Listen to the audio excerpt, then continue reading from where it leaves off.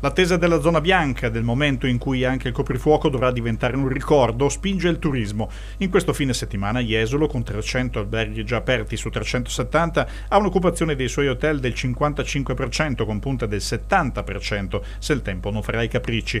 E questo intanto per la festività di Pentecoste, che attira i primi turisti austriaci e tedeschi. Fra 2 settimane, un po' in corrispondenza col ponte del 2 giugno, abbiamo anche il Corpus Domini, festa che normalmente muove flussi importanti sulla nostra località.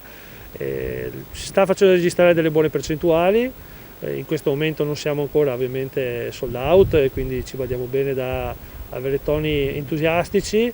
È chiaro che le regole e le imposizioni che stanno mettendo sul tavolo determineranno il successo o meno di quel ponte, che potrebbe essere un po' il vero via ufficiale in termini di numeri della stagione 2021. Anche il vicino litorale di Cavallino Treporti è in fermento nelle attività collaterali al turismo. Le decine di fortificazioni militari hanno da qualche anno un percorso museale a Batteria Pisani, anch'esso pronto alla riapertura. Quest'anno tante le novità. Noi qui abbiamo una parte che è fissa, quindi una mostra stabile, ma poi abbiamo una parte molto dinamica che aiuta molto i nostri visitatori a venire anche non solo una volta ma più volte, proprio perché continuiamo a dare delle novità.